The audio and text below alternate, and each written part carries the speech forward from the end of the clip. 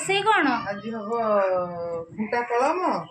आलू बड़ी राई माने केमती रसुण फुटा ही ना सोरिष मसला सोरिष मसला ने प्रथमे कम बड़ी भजा हम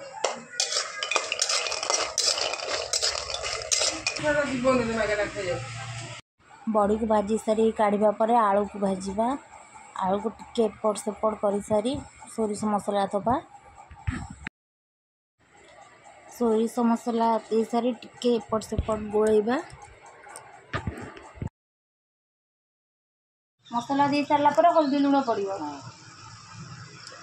मसला रे कौन बटाई खाली सोरिष ना लंका जीरा माँ को हाथ तैयारी कलम शाग तरकारी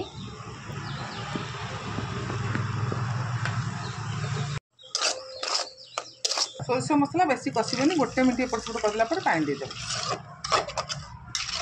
तो आधे सारू कौन पड़ी पार हाँ सारू पकेले पड़ो सारू पकेले भल कलम शाग आलू भी लगी ये बर्तमान आलू सीझा को छाड़द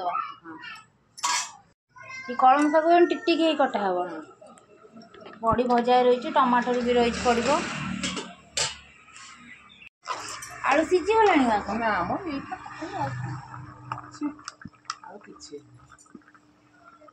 आलू सीझला पर माँ शाग पड़ो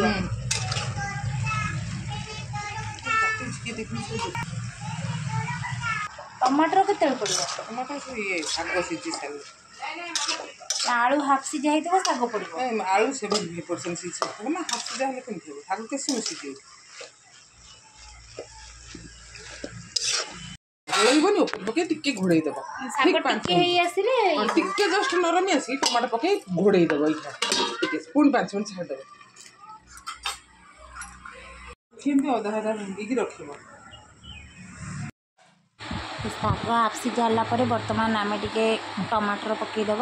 पके एपट सेपट कर देखा भल से शागटे सीझी कि ना तो जदि भल से सीझी जाइए तो बघार दबा जदि न सीझी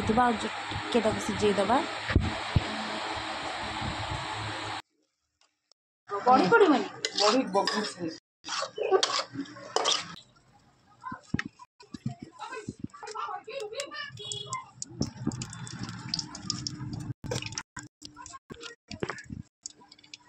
लंका गले पंच फुटन रख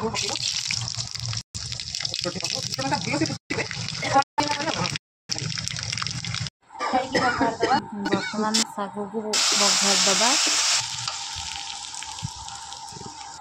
बघार सारे सेपट कर बड़ी पकईदबा बड़ी पकई सारी शाग को गोलाई दबा तो आमर बर्तमान प्रस्तुत हो गला कलम शाग राई जदि आज भिडियोटी आपण मानक भल लगी लाइक कमेंट शेयर और मो चैनल को सब्सक्राइब करने को भूलें हाँ आपण मैंने घरे एमती कर खातु निहाती भाव में भल लगे।